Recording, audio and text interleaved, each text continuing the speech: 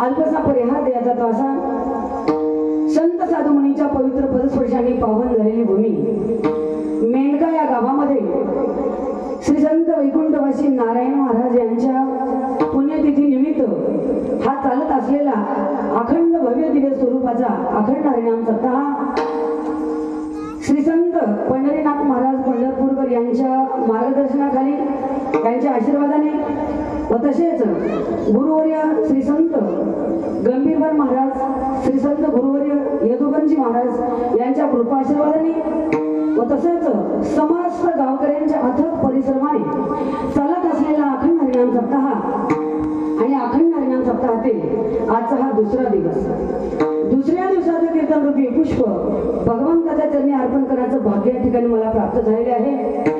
कार्यक्रमासाठी गावातील सर्व ज्ञानवर्ध तपोवर्ध टाळकरी माळकरी समस्त भावी भक्तांच्या वतीने व तसेच आपल्या गावचं भूषण असणारे हरिभक्तपरायण शिवचरण पाटील असतील बाकी सर्व गावकरी मंडळी आणि कार्यक्रमासाठी जे वैभव लागतं ते म्हणजे उपस्थित कलाकार मंडळी गायनाची सेवा देण्यासाठी हरिभक्तपरायण गंगाधर महाराज आहेत व तसेच सर्व टाळकरी विनेकरी गायकवृंद आदरणीय चोपदार महाराज आहेत मृदंगाची सेवा देण्यासाठी हरिभक्तपरायण वैभव महाराज आहेत आणि सुंदर अशी ज्यांची सिस्टीम आहे एक नंबरचं आयोजन नियोजन आहे आणि म्हणून समस्त गावकऱ्यांचं व सर्व गायकाच्या चरणावर या ठिकाणी साष्टांग नमस्कार करते। मस्तक हे पाया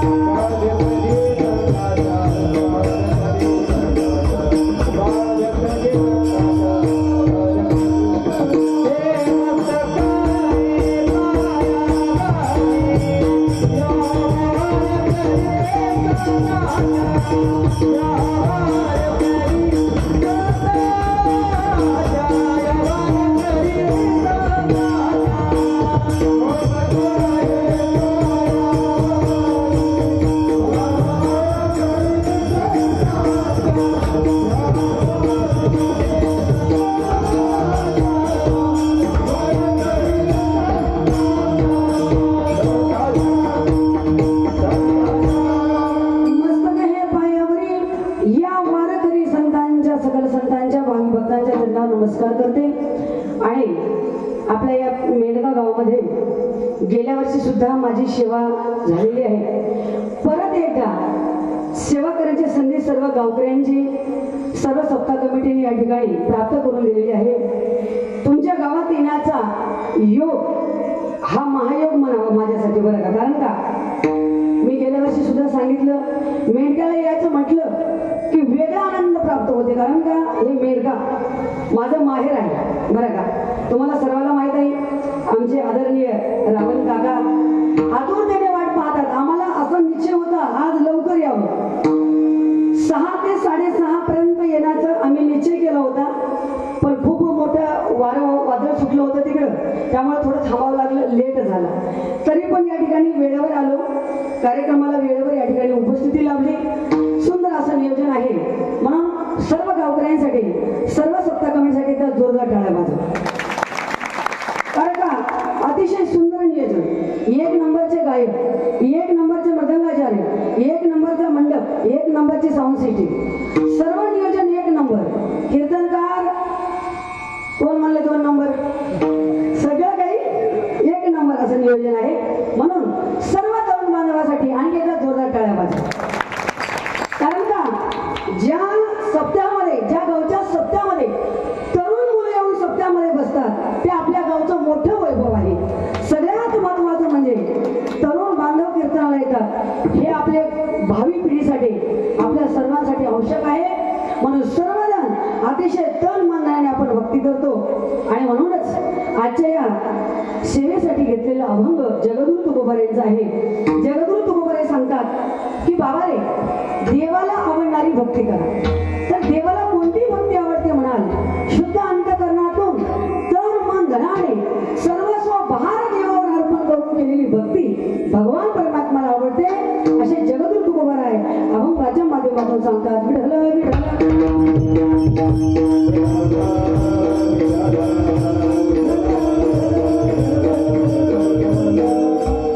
विश्वाच्या पाठीवर संतांचे आपल्याला अगणित उपकार आहेत. काय सांगू आता, संतांचे उपकार मज निरंतर जागविते. संत आपल्याला जागवतात, संत आपल्याला शिकवतात आणि ज्ञानाचं अमृत पाजवतात. म्हणून संतांनी सांगितलेल्या भक्ती मार्गाने तू आम्हाला जायचं आहे. मार्ग जाऊन गेले आधी दयानिधी संत दे तेनेची पंथे चालू जाता. न पडे गुंता कोटे काही.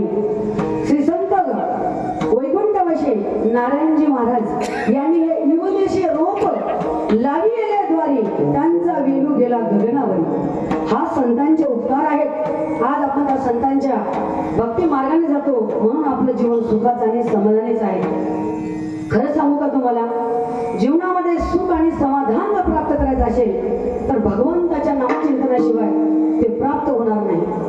नाहीतर हल्ली बघा तुम्ही, आपल्याकडे सगळं काही आहे पण माणूस समाधान नाही. पैशाला किंमत तर अजिबातच नाही हो. आज आपण पाहतो परवा झालेली घटना, विमानाच्या अपघातामध्ये किती श्रीमंत लोक आपला प्राण गमावून बसले. कारण का, आज ते करोडपती होते लोक पण आपला जीव त्यांना वाचवता आला नाही. कारण का, सर्व स्वतः त्या भगवान परमात्म्याच्या हातात आहे. चाले हे शरीर कुणाचे असते, कोण बोलवी ते हरिवीन. प्रभू शिवाय झाडाचं पान सुद्धा आणू शकत नाही. तुझी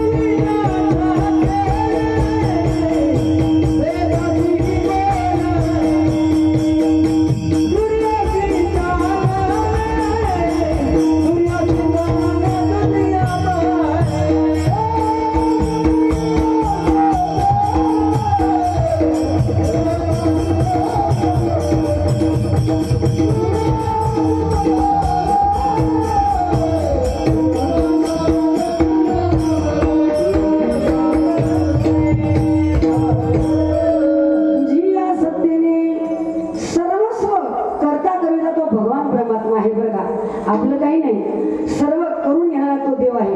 आपण फक्त निश्चय करायचा. आपल्या मेळघा गावामध्ये सर्व भाविक भक्तांचा निश्चय आहे म्हणून असं अप्रतिम नियोजन आपल्या गावामध्ये आहे. कथा करणारे कथाकार प्रवक्ते हे आपल्याला लाभले म्हणजे आपल्या काहीतरी पूर्व पुण्याने लाभले म्हणायला हरकत नाही. कारण का, आज आम्ही पाहतो बाहेर गावी जर गेलं कथाकार लाखो रुपये घेतात तरी एवढी या ठिकाणी सेवा आपल्याला देत नाही. आपले शिवचरण महाराज आपल्या गावामध्ये आपल्याला एवढं ज्ञानाचं अमृत पाजण्यासाठी लाभलेले आहेत. हे आपले काहीतरी पुण्य आहे, हे आपली काहीतरी भक्ती आहे. कारण का, त्यांना आपण त्यांचा कथेचा मोबदला देऊ शकत नाही. आज बाहेरचा जर कथाकार आणलं लाख रुपये घेतात कथाकार, एवढा आनंद मिळत नाही. आज एवढं ज्ञान आपल्याला मिळतं हे आपल्या पुण्यावर मिळतं बरं का. कारण का, त्यांची किंमत आपल्याला कळत नाही. कारण हे लाभलेलं वैभव आहे. एकशे बडकर एक कलाकार. आता आपल्या वैभव महाराजचं काय कौतुक करावं, त्यांचं नावच आहे वैभव बरं का. असे मृदंगाचार्य आपल्याला लाभले, 101 बडकर गायक लाभले. हे आपलं काहीतरी पुण्य आहे. पुण्याशिवाय हे घडत नाही महाराज. बघा तुम्ही, परमार्थ करायचं असेल, भक्ती तर शक्तीने ते संसार प्राप्त करायचं असते बरं का. आणि जर राजकारण करायचं असेल तर ते युक्तीने करावं लागतं. परमार्थामध्ये खरी गरज आहे ती भक्तीची, परमार्थामध्ये शक्तीची गरज नाही. परमार्थ करायचा असेल भक्तीने करा, आणि संसार करायचा असेल शक्तीने करा, आणि राजकारण करायचं असेल तर युक्तीने करा. अशा प्रकारे शक्ती आणि भक्ती याचा सुरेख संगम म्हणजे हा भारत देश आहे. आणि या भारत देशामध्ये आपण तुम्ही आम्ही राहतो. पवित्र ते कुळ पावन तो देश जेथे हरीचे दास जन्म घेते बरं का. आणि म्हणूनच शक्ती आणि भक्ती याचा सुरेख संगम आपल्या गावामध्ये पाहायला मिळतो. म्हणून देवाला जर जिंकून घ्यायचं असेल भक्तीने जिंकून घ्यायचं आहे बरं का. पण आता प्रत्येकाला एक प्रश्न पडला, काय करावं, काय संसार करावा का परमार्थ करावा, अशा प्रकारे प्रत्येकाला प्रश्न पडला. राष्ट्रसंत तुकडोजी महाराज सांगतात बघा, सांगा मी काय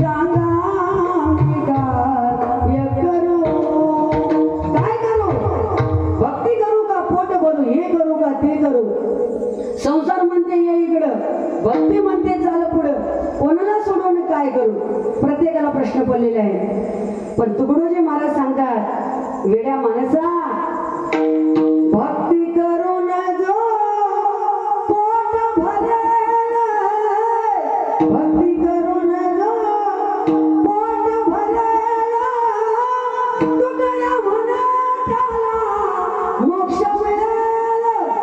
वेड्या मानवा तू नको घाबरू, मानवा नको घाबरू, सांगा मी काय करू, हो सांगा मी काय करू.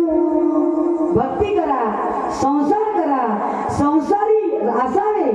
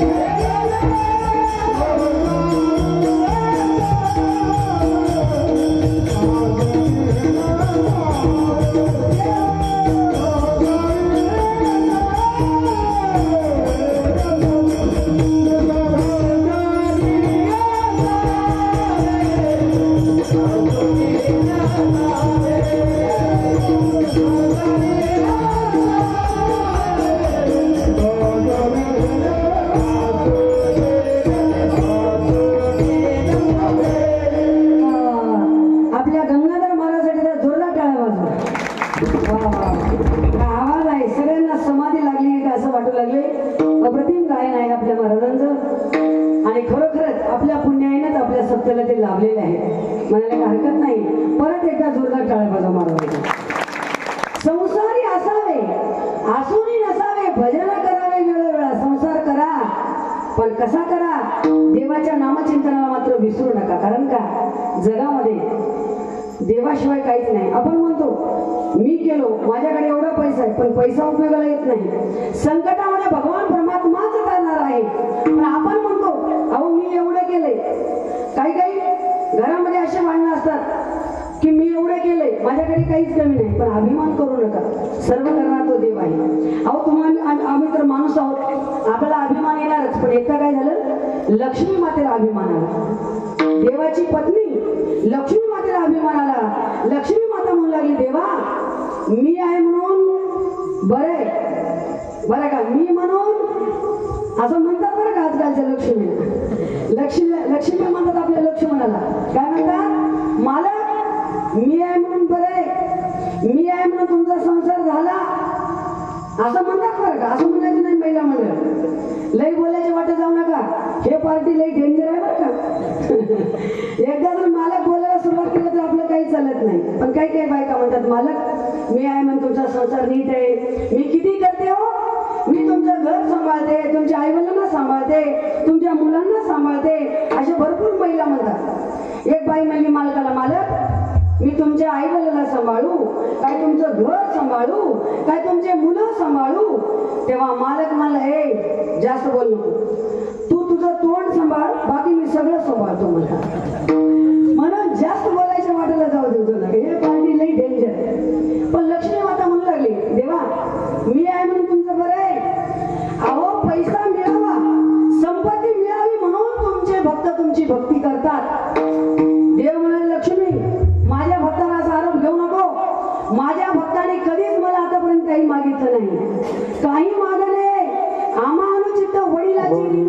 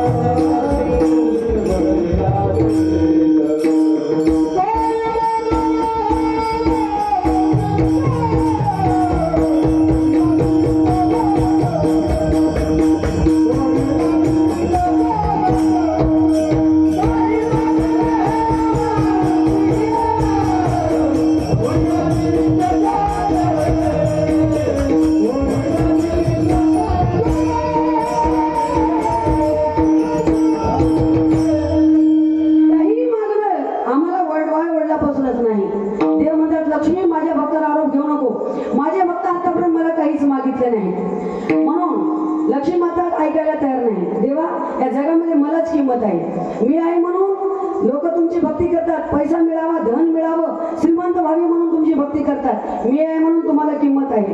तेव्हा देव म्हणाला लक्ष्मी तुला जर असं वाटत असेल त्या विश्वामध्ये तुला किंमत आहे का मला किंमत आहे, पैशाला किंमत आहे का देवाला किंमत आहे, हे जर तुला बघायचं असेल तर मला तू फक्त सिद्ध करून दाखव की पैशाला किंमत आहे म्हणजे लक्ष्मीला किंमत आहे. लक्ष्मी माता म्हणला की देवा मला 4 दिवसाचा वेळ द्या, 4 दिवसामध्ये मी तुम्हाला 100% सिद्ध करून दाखवेल की या विश्वामध्ये फक्त पैशालाच किंमत आहे.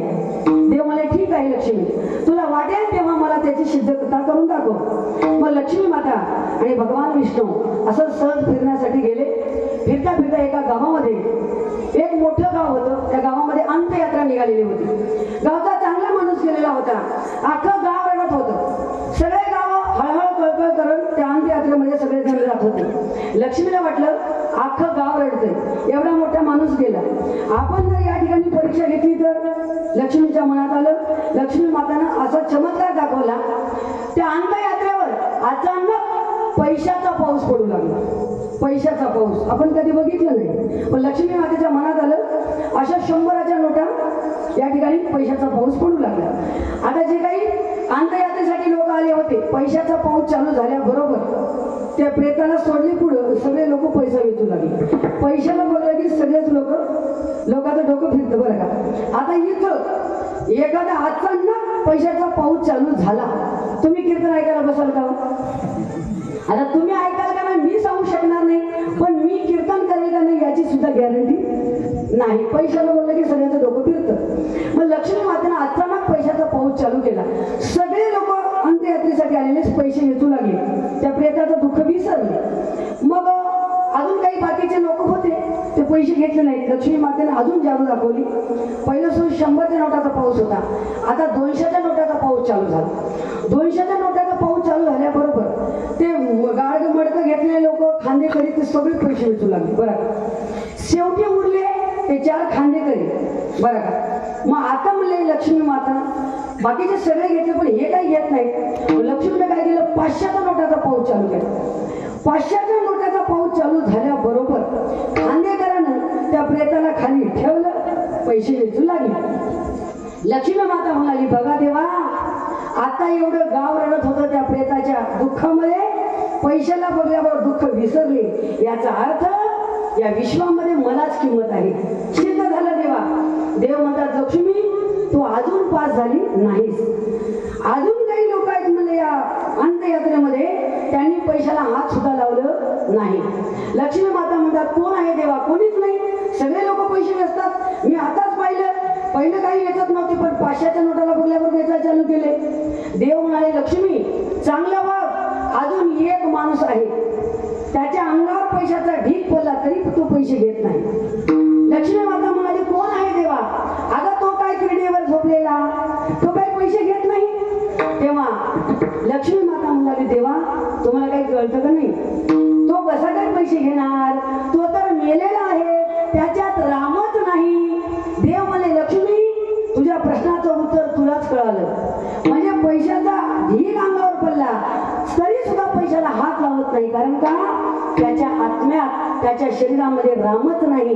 पैशाची किंमत कुठपर्यंत आहे? जोपर्यंत शरीरामध्ये राम आहे तोपर्यंत पैशाची किंमत आहे. वाजव वाजव मोकळ्या म्हणून टाळी वाजवायची असेल असं काही भेट नाही. मन मोकळ्यापर्यंत टाळी वाजव. जोपर्यंत या शरीरामध्ये राम आहे तोपर्यंतच पैशाला किंमत आहे. राम गेला की पैशाला किंमत नाही, पैशाला शून्य किंमत आहे. म्हणून जीवनामध्ये तो देव एक सत्य आहे. सत्य तू सत्य तू सत्य तू विठ्ठला. देव सत्य आहे, बाकी सर्व माईक आहे. म्हणून बाबा रे बघा तुम्ही, एक अंक आहे, एका अंकाच्या पुढे शून्य वाढवलं किंमत किती झाली? 10. आणखी एक शून्य वाढवला 100, आणखी एक वाढवला 1000, 10,000, लक्ष, दशलक्ष, कोटी, दशकोटी. शून्य वाढवत जा, संख्या वाढत जाईल. त्याच्यामधला एक बाजूला काढा. आता किती जरी शून्य वाढवला त्याला काही किंमत आहे का? तसं जीवनामध्ये एक भगवान परमात्माचं नामचिंतन नसेल तर बाकी सर्व शून्य आहे. म्हणून त्या भगवान परमात्म्याला आपलंसं करायचं आहे आणि त्या देवाला आपलंसं करण्यासाठी त्याला आवडणारी भक्ती करा. अभंगाचा प्रथम जप.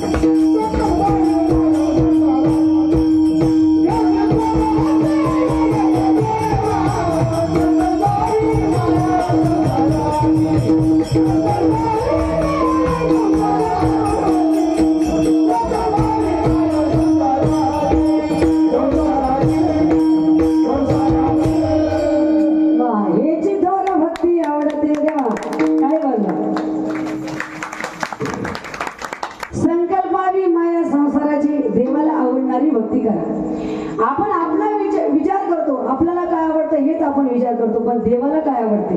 आवडे देवाची तो एका प्रकार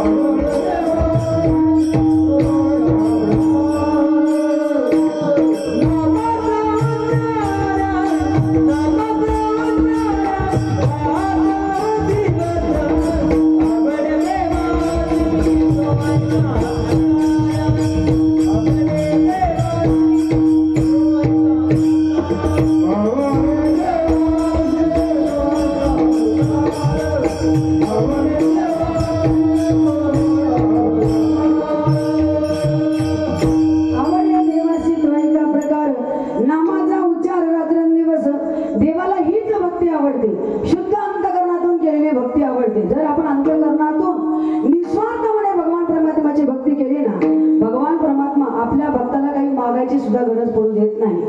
जर देवाच्या मनात आलं भगवान जब भी देता है ना तो छप्पर फाड़ फाड़ के देता है, लेकिन भगवान जब भी देता है ना लेता है ना तो जूते मार मार के लेता है. देवाला देताही येतं, देवाला घेताही येतं. म्हणून देवाकडे जात असताना कोणत्या अपेक्षेनं जायचं नाही. निस्वार्थपणाने फक्त देवावर भार घालून भक्ती करा, देव सगळं काही देईल. सर्वांना माहित आहे सुदामा ब्राह्मण भगवान परमात्माचा लहानपणचा अतिशय जवळचा मित्र. एवढं दुःख आणि दारिद्र्य मागे होतं पण देवाकडे कधीच काही मागितलं नाही. पत्नीचे आग्रहास्तव सुदामा ब्राह्मण भगवंताच्या भेटला द्वारकेला गेले. द्वारकाधीशाच्या महालामध्ये जाण्याचा प्रयत्न चालू होता. सर्व द्वारपालांनी त्याला अडवलं आणि म्हणू लागले, अरे तू कोण आहेस? तुझ्या अंगावर नीट कपडे नाही, फाटके मलकट कपडे घेऊन तू कुठे जातोस? सर्वांनी अडवलं. तेव्हा सुदामा म्हणू लागला की बाबा रे, तुम्ही मला आतमध्ये जाऊ देऊ नका, पण माझ्या भगवान परमात्माला फक्त माझा निरोप पाठवा. माझं नाव सुदामा आहे. सर्वांनी जाऊन सांगितलं, देवा तुमच्या भेटीला कोणीतरी आले, त्याचं नाव सुदामा आहे. नुसतं सुदामाचं नाव ऐकलं बरोबर भगवान परमात्मा धावत आले. सुनते ही दौड़े चले आए मोहन, लगाया गले से सुदामा को मोहना, लगाया गले से सुदामा को मोहना. हुआ रुक्मिणी को बहुत ही अचंभा, हुआ रुक्मिणी को बहुत ही अचंभा. ये मेहमान कैसा अजीबा गया है, ये मेहमान कैसा अजीबा गया है.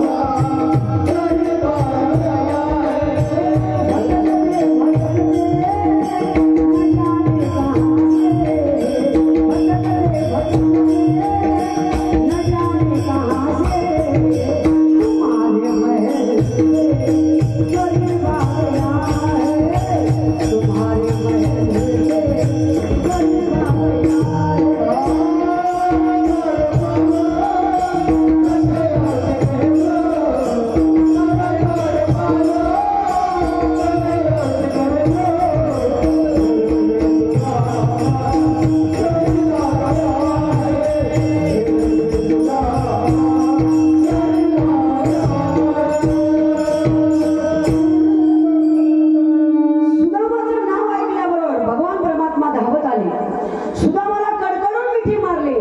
दोन्ही डोळ्याचे अश्रू त्या सुदामाचे चरण धुतले. काय भाग्यवान असेल तो भक्त. भक्त असावा असा असावा.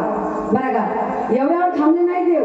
सुदामाचा हात धरले, स्वतःच्या सिंहासनावर बसले आणि भगवान परमात्माने सुदामाच्या कपाळावर पाहिलं. कपाळावर लिहिलं होतं दुःख आणि दारिद्र्य. बघा तुम्ही, आपण म्हणतो महिला मंडळ, ओय मुख्यमंत्र्याच्या लाडक्या बहिणी झोपल्या नाही ना माय, सगळे आहात का जागे? हो. आपण म्हणतो सर्टिफिकेट लिहिलेले अक्षर कधी चुकत नाही, पण जर देवाच्या मनात आले देवाजीच्या मनात तेथे कोणाचे झाले ना. काय नोहे केले एका चिंतिता विठ्ठले. देवानी पाहिलं सुदामाच्या कपाळावर दुःख आणि दारिद्र्य लिहिलं होतं, पण देवानी काय केलं बघा, गंध लावण्याचं निमित्त केले. देवाने सुदामाच्या कपाळावर गंध लावले आणि ते अक्षर पलटवली. सुदामाच्या कपाळावर लिहिलं होतं स्त्री क्षय दुःख आणि दारिद्र्य, पण देवानी ती अक्षर पलटवली. स्त्री क्षयचं उलट काय झालं, यक्षश्री. तूच कुबेर हो, तू धनवान हो. इकडे अक्षर पलटल्याबरोबर तिकडे सोन्याची नगरी तयार झाली. न मागता सोन्याची नगरी दान देतो असा तो भगवान परमात्मा दानशूर दाता आहे. किती दानशूर आहे. विठेवरी जाचे पाऊले समान,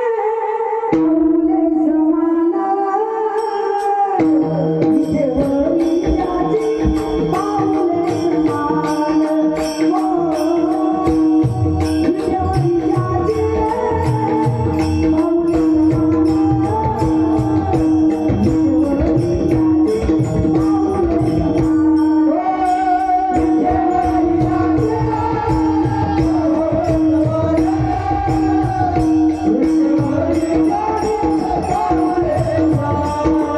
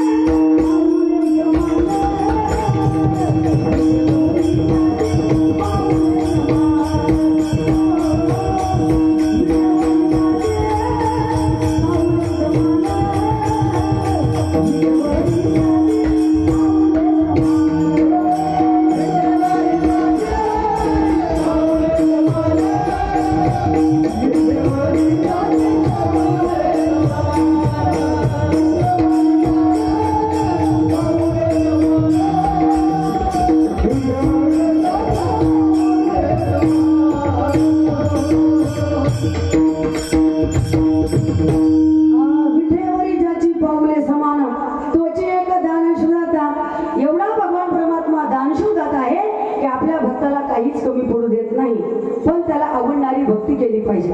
आपला परमार्थ आवडत नाही, आपल्याला संसार आवडतो. पण संसारामध्ये मी कितीही करावं, या संसारानं आतापर्यंत कधी कोणाला सुखी केलं नाही, करणार सुद्धा नाही. नाही आधी अंती अवसानी. संसार दिसायला सुखाचा आहे पण असायला नाही. हे कुणाला कळतो, ज्यांचे ज्यांचे लग्न झाले त्यांना माहित आहे की संसारामध्ये सुख नाही. पण ज्यांचे झाले नाहीत ना त्यांना वाटतं लग्न म्हणजे काय राहते की काय नाही. एकदा भाजलं की मग कळतं. बरं का, तुम्ही काय करा, लग्न सराईमध्ये तुम्ही जर कोणाच्या लग्नाला गेलो, तुम्ही फक्त एकच काम करा. भर मंडपामध्ये तुम्ही फक्त नवीन नवरदेवाचं निरीक्षण करा. भर मंडपामधला नवीन नवरदेव म्हणजे जसा काही नवा सॅमसंगचा मोबाईल, फुल चार्जिंग. अगं काय फेटा, काय मेहंदी, त्याच्या मागे 4-5 लटमाळे पोरं असतात. दिवसभर 4 पोरं त्या नवरदेवाच्या पाठीमागे फिरतात. का फिरतात तुम्हाला माहित आहे का? संध्याकाळी काय तर मिळते खुशाली पियाला म्हणून फिरतात, नाही तर ते कशाला फिरायचे. लग्नाच्या दिवशी नवरदेव एवढा खुश असतो आणि नंतर कसा बदलतो तुम्हाला समजावून सांगतो. जोपर्यंत आपलं लग्न होत नाही ना तोपर्यंत आपण एअरटेल असतो. एअरटेल ऐशी आझाद यावर कहा, कधी भी या, कुठेही जा, खाण्याचं टेन्शन नाही, काय घ्यायचं नाही, काय द्यायचं नाही. लग्नाच्या अगोदर एअरटेल. एकदा का घरच्यांनी मुलगी बघायला सुरुवात केली, एंगेजमेंट झाला, टिळाचा कार्यक्रम झाला की मग आपण रिलायन्स होतो. कर लो दुनिया मुठ्ठी में, सगळी दुनिया आपल्या हातात आल्यासारखं वाटतं. तेव्हा सोयीक झाल्याबरोबर मग लग्न झालं, एक नवरी आपल्या घरी आली की आपण आयडिया गया हो तो एक आयडिया जब आपकी बदलले जिंदगीच बदलून गेली नवरी घरी आल्याबरोबर मग लग्न झालं लग्नाला 1-2-3 वर्ष झाले 2-3 टाबरे पोरं झाले कि मग आपण BSNL होतो ही सुटकी सभी लाइनें व्यस्त है कृपया थोड़ी देर बाद डायल करे जिंदगी मोबाईल बन गई यारो संसार दिसते सुखाचा नासायला नाही या संसार नगरी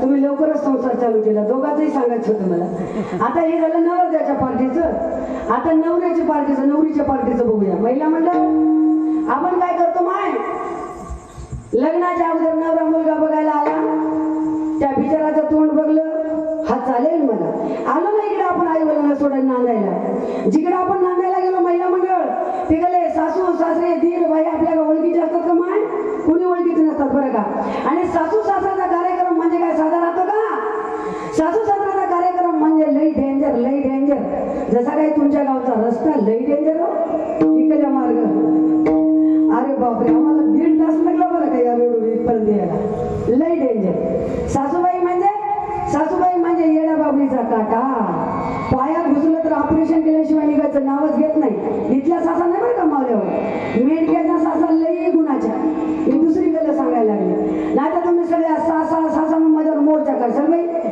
सासूबाईचा कार्यक्रम लई डेंजर आणि सासरा म्हणजे युरियाचा काटा कुचका काटा सुनाला कधी बोलत नाही बोलला तर 7 पिढ्याचा उद्धार केल्याशिवाय सोडित नाही आणि दीरबाहे म्हणजे सराट्याचा काटा त्या काट्याला तुम्ही कुठेही हात लावा ते टोचणार इकडे गेली का उई तिकडे गेली का टुई ह्याला बोलली त्याला बोलली हिला साखर दिली तिला डाळ दिली इकडे गेली तिकडे गेली ते फक्त टोचलाच असतात दीरबाहे आणि ननंदबाई म्हणजे हलंदारीचा चिहू काटा पायात काय दिसत नाही पाय सल्ल्याशिवाय का राहत नाही माहेरी लवकर येत नाही आल्यावर पक्की लावालावी केल्याशिवाय जात नाही इथं नाही ना कोणी ननंदबाई नसेल तर बरं झालं ग बाई पण मी या नंदला म्हणत नाही जी आपल्या नवऱ्याची बहीण असते महिला मंडळ तिचं नाव आहे नंद तिच्याकडून कधीच होत नाही भावजाईला आनंद अशी ती ननंद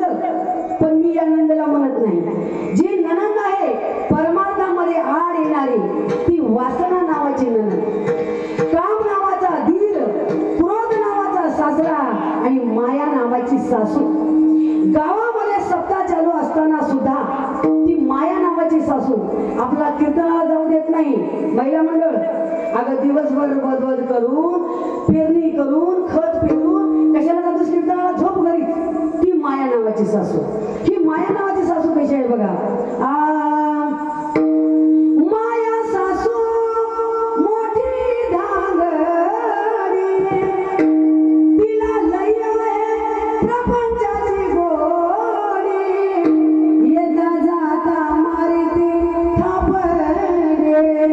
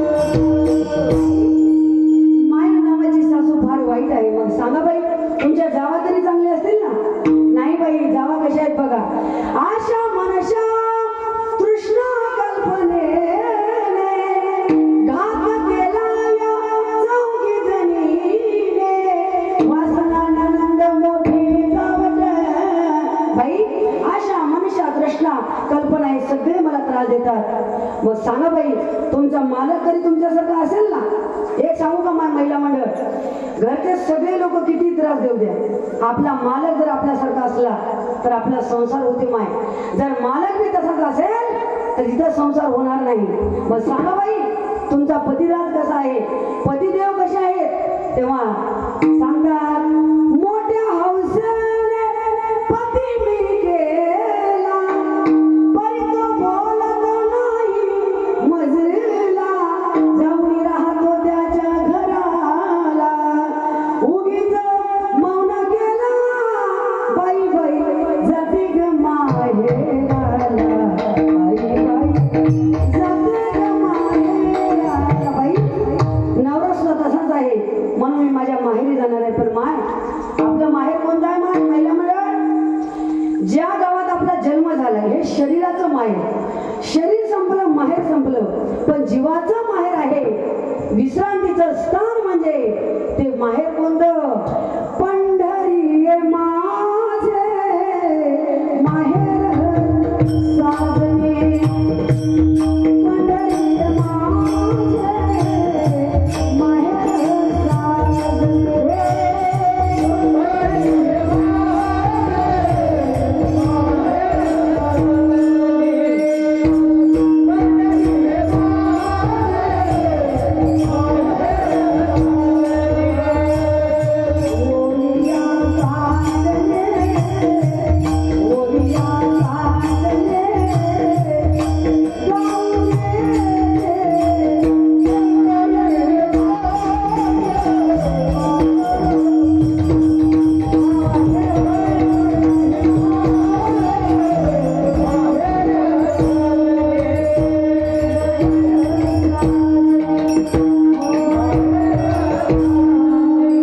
पंढरी माझे माहेर साजने.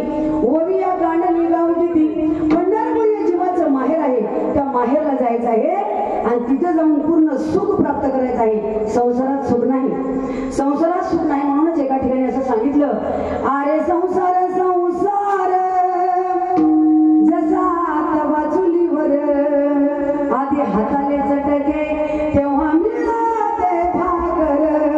अरे संसार संसार जसं कपशीच घर, बशी बशी आरामशीर कप फिरले घर घर, किती जरी घर घर घर घर फिरलं तर या संसारात सुख नाही. म्हणून देवाला आवडणारी भक्ती करा. देवाने जसं काही दिलंय, जेवढं काही दिलंय त्याच्यामध्ये समाधान राहा. अभंगाचं दुसरं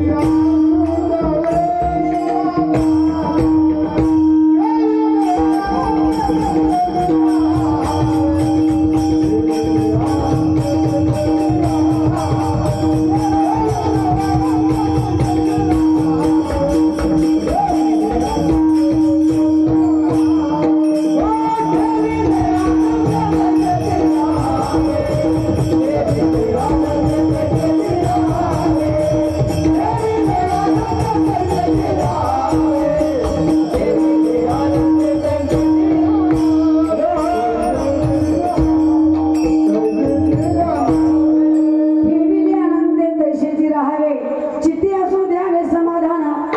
देवाने आपल्याला जसंही ठेवले, ज्याही परिस्थितीत ठेवले तसंच राहा, समाधान राहा. बरं का, मनामध्ये खंत बाळगायची नाही. आपण जेवढं समाधान राहील ना, बघा तुम्ही, आपण पाहतो जे माणसं समाधान आहेत त्याला काहीच कमी वायर का ढीला आहे काय झालं, त्यांना काहीच मिळत नाही. देवाच्या जर मनात आलं तर देव द्यायला सुरुवात केलं तर नारळातल्या पाण्यासारखं धन येतं. नारळात पाणी कसं आलं कुणालाच माहित नाही, कसं आलं देवाला माहित. देवाची करणी नारळात पाणी म्हणतो. म्हणून देवाच्या मनात आलं तर देव नारळातल्या पाण्यासारखं देतं. आणि जर देवाच्या मनात आलं तर कवठातल्या घराप्रमाणे जातं. कसं गेलं कळत नाही. अख्खा कौट असते पण त्याच्यातला घर कसा गेला पत्ता नाही. पाणी कसं आलं नारळात कळत नाही. तसं जर आपण समाधान राहिलं ना, देव सगळं काय देतो. म्हणून चित्ती असू द्यावे समाधान. असं म्हणायचं नाही देवाने आम्हाला काय दिले, काय द्यायचं राहिलं, सगळं काय दिले. दिले इंद्रिय हात पाय कान, डोळे मुख बोलणे वचन, जेणे तू जोडशी नारायण, नाशे जीव पण भव रोग. काही लोकांना देवाने डोळे सुद्धा दिले नाही, त्यांच्यापेक्षा आपलं बरं आहे. काही लोकांना देवाने हात दिले नाही, त्यांच्यापेक्षा आपलं. काही लोकांना देवाने पाय सुद्धा दिले नाही, आपलं सगळं काय दिले. म्हणून समाधान राहा. असं कधीच म्हणायचं नाही देवाने आम्हाला काय दिले, सगळं काही दिलंय असं म्हणून समाधान राहा. आपण हे पाहिजे ते पाहिजे असं म्हणायचं नाही. महिला मंडळ आपल्या घरामध्ये आपण सारखं मालकाला म्हणतो मला हे पाहिजे ते पाहिजे, साडी पाहिजे वगैरे वगैरे. किती साड्या घेतील महिला मंडळ सांगता येत नाही. काही काही बायका चालले हट्ट असतो बघा. एका गावामध्ये दोन पती पत्नी होते. पत्नी सारखं मालकाला म्हणायची मालक आपल्या घरामध्ये एक म्हैस हवी होती बघा. कशाला, दुधासाठी. कारण का बाहेरचं दूध मला कसं असतं महिला मंडळ, बाहेरचं दूध कसं असतं, आधा दूध आधा पाणी, ज्यादा डाले तो बैमानी, असं दूध असतं. म्हणून ती मालकीन म्हणू लागली मला म्हैस पाहिजे.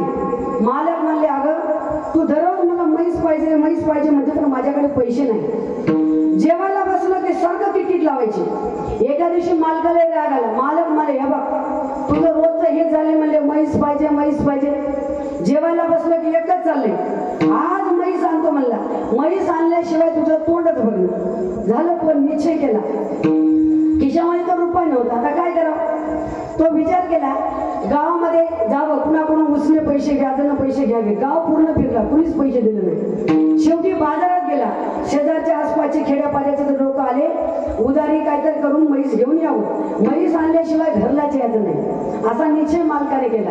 रोजचीच खिडकी झाली ना, आता काय करावं. मला दिवसभर म्हशीसाठी फिरला पण त्याला म्हैस कोणी उधारी दिले नाही, कोणी व्याजानं पैसे दिले नाही, म्हैस काही मिळाली नाही. दिवसभर उपाशी मेलं आणि संध्याकाळी हळूहळू घराकडे निघालं. इकडं मालकींची काय परिस्थिती होती बघा. दिवसभर आज आपले मालक 100% म्हैस आणल्याशिवाय घरलाच येणार म्हणले.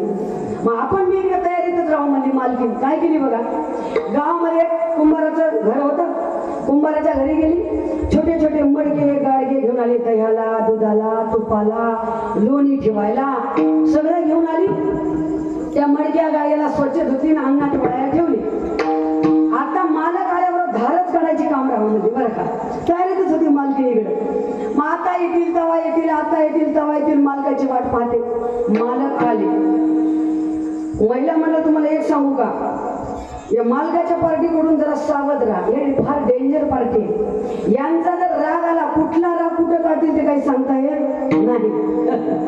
8 दिवसाचा राग 15 दिवसाला बी निघतोय. पण सावध राहा बरं का. आता दिवसभर उपाशी नेलं, जेवायला मिळालं नाही, म्हैस मिळालं नाही, राग आलेला होता. आल्याबरोबर अंगणात मडके गाडगे दिसले. आल्याबरोबर रागाने बायकोला हात मारले. अरे हे मडके गाडगे तू विकत बसलीस बाई, गावातले कुंभार नाही इथं आणून मडके गाडगे विकाय. ती म्हणली शांत घ्या जरा, मी काय विकायला आणले नाही म्हणली, तुम्ही म्हैस आणायला गेलो म्हणून मी दही दूध काढण्यासाठी मडके गाडगे आणून ठेवले.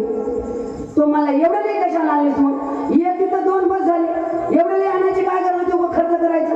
ती म्हणली मी काय वेडी नाही म्हणली उगीच्या उगच आणायला, प्रत्येक मडक्याला काम आहे म्हणून. सांग बरं कशाला कोणतं आणलीस. आई बोललं हे जे मोठं आहे ना ते दूध काढायला आणले म्हणजे. बरं, दुसरं दूध तापवायला आणले म्हणे. तिसरं त्याच्यामध्ये दही मिरजू लावायला आणले म्हणे. बरं, चौथं त्याच्यामध्ये लोणी साठवायला आणले म्हणे. 5वं पाचवं म्हणल्यावर बाई खाली मान घातली. हे बघा माय तुम्हाला तर माहीतच आहे, गावामध्ये माझी बहीण आहे, त्या बहिणीला कधी कधी दही दूध नेऊन देतात म्हणून थोडंसं गाडगं आणले म्हणले छोटंसं. गाडग्याचं नाव घेतलं, बहिणीचं नाव घेतल्यावर तळपाच्या मस्तकाला गेलं. अगोदरच राग आला होता, दिवसभर उपाशी गेलं होतं. काय म्हणलीस तू? मजा मस्त तुझ्या बहिणीला? थांब तुझी बघतो तू म्हणला. धोत्राच्या कोच्या खोल हाताच्या भायावर गेला. मजा मस्त तुझ्या बहिणीला कसं म्हणून एक फटका दिला पाहिजे. वा, असा फटका बसते का म्हणा महाराजाच्या घरी? नाही का? तेच मला बसू दे नका बरं. असा फटका बसला, कानाखाली गणपतीच निघाला बायकोच्या.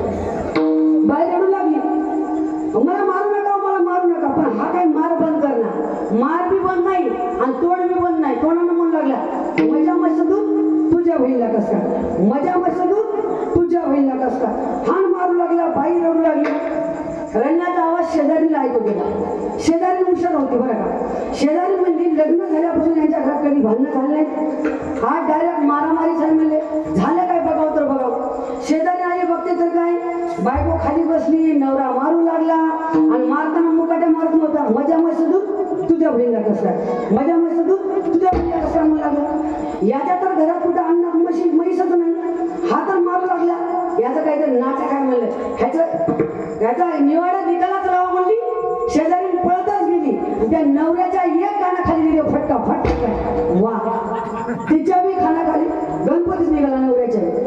तो गाल तोडू लागला. ए मावशी, काय वेळ लागले काय तुला? म्हणले उगाच्या उगाच मजाच घरी येऊ मलाच मारतोस. मजा बायकोला मी मारला, तुझं काय चालेल? तू कशा मला मारलीस सांग. तेव्हा ती मावशी म्हणली, अरे येड्या, तुझ्या बायकोला तू किती मार, मला काय देणं घेणं. तुझ्या बायकोला मारत बसलास, तुझी म्हैस दावत ओढून घेऊन माझ्या दोन पहिल्या गहू खाऊन टाकली. ते डोकं खाजू लागलं. मावशी, तुझं डोकं ठिकाण आहे का? मी बाजारातून म्हैसच आणलं तर तुझ्या गहू कुठून खाली? तेव्हा मावशी म्हणली, अरे येड्या, तू बाजारातून म्हैसच आणला नाहीस, मग तुझी बायको बहिणीला दूध कुठून नेऊन दिली? मला एवढं मारू लागलं. विठ्ठल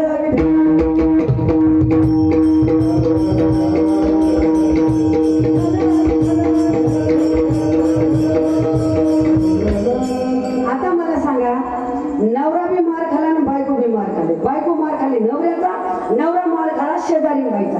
कशासाठी हो? कशासाठी सांगा की? म्हशीसाठी. म्हैस होती का? गहू खाली होती का? नाही, म्हैसच नाही, खोट्यासाठी दोघं बी मार खाली. तसं आपल्या दोघांचं बी पती पत्नीचं खोट्यासाठीच आपलं आयुष्य बर्बाद होत चाललेलं आहे. म्हणून पती आणि पत्नी दोघांनी मिळून परमार्थ करा. कोणती तर पत्नी असं म्हटली पाहिजे आपल्या मालकाला, चला हो पंढरीराव, चला हो पंढरीराव, जीवाचा जीवाला गमावो. चला हो पंढरीराव,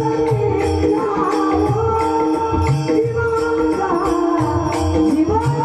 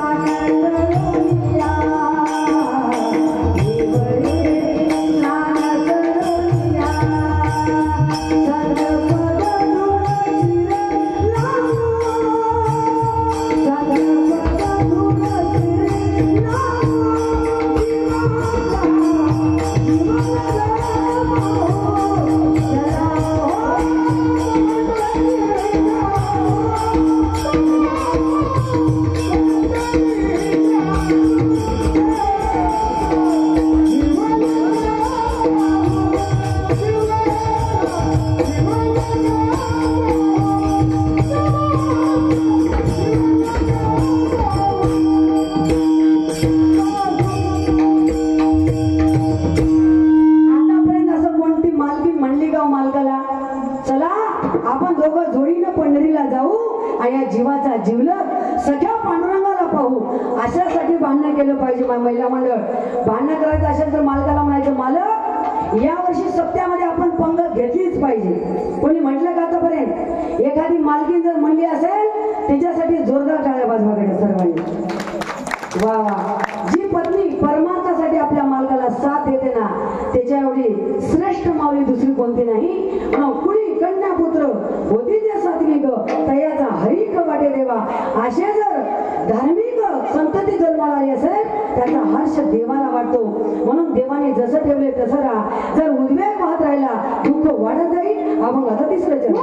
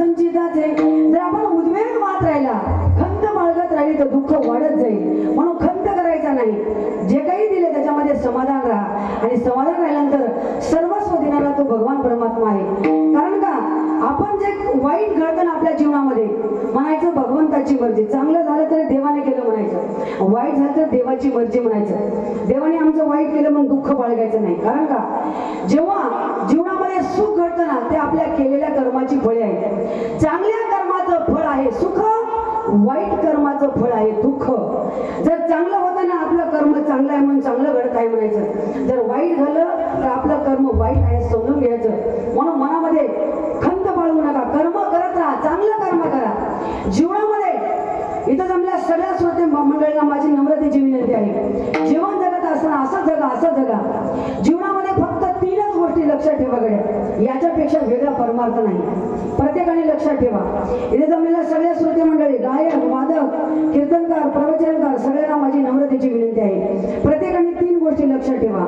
पहिलं म्हणजे आपली नजर पवित्र ठेवा, दुसरं म्हणजे आपली वाणी पवित्र ठेवा, तिसरं म्हणजे आपलं चारित्र्य पवित्र ठेवा. पंढरीचा पांडुरंग आपल्या घरी आल्याशिवाय याच्यापेक्षा वेगळा परमार्थ नाही. चांगलं करा, चांगलं होईल. वाईट करा, वाईट झाल्याशिवाय राहणार नाही. एका हाताने कर, दुसऱ्या हाताने भर. इथेच कर, इथेच भर आणि भटकू नको जगभर. जगी जीवनाचे सार घ्यावे जाऊन सत्वर.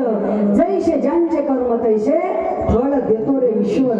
चांगलं कर्म करा. महिला मंडळ सासू सासऱ्याची सेवा करा. मुलांना आई वडिलांची सेवा करा. स्वामी काजगुरु भक्ती पितृ वचन सेवापती हीच विष्णूची महापूजा. अनुभव नव्हे तुझा. शिष्याने गुरुची सेवा करा, मुलांनी आई वडिलांची सेवा करा, पत्नीनं पतीची सेवा करा.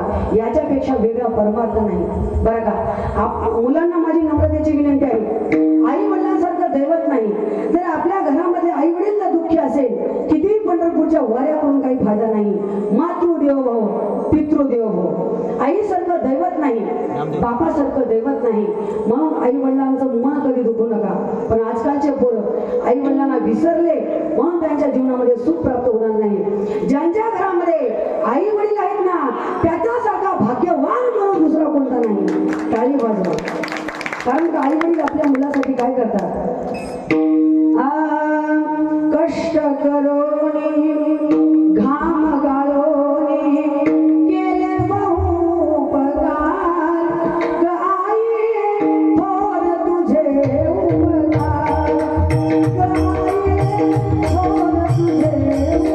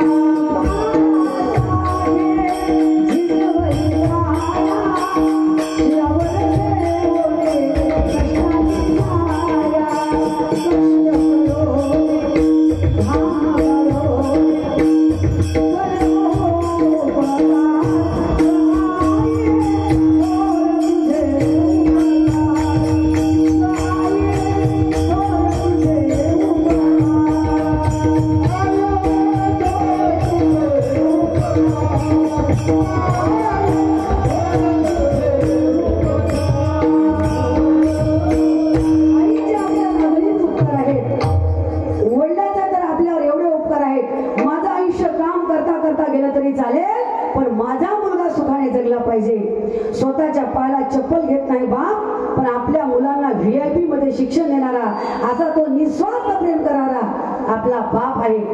आज पितृदिन आहे, जागतिक पितृदिन आहे आज. म्हणून सर्व पितृदिनाच्या निमित्तानं सर्व वडिलांना माझ्या या ठिकाणी सर्वांना हार्दिक शुभेच्छा, सर्वांना खूप खूप या ठिकाणी शुभेच्छा व्यक्त करते. कारण का बापाचं प्रेम कसं असतं बघा. आपला बाप, घरामधला बाप जर असेल ना, कोण्या पाप्याची हिंमत होत नाही आपल्या घराकडे वाकड्या नजरेने बघण्याची. म्हणून बाप नुसता बाजावर झोपून जरी असला, आपलं घर कसं भरून दिसते. ज्यांच्या जीवनातला बाप गेला ना, समजावं मायेचं छत्र हरवलं, समजावं आभाळ फाटला.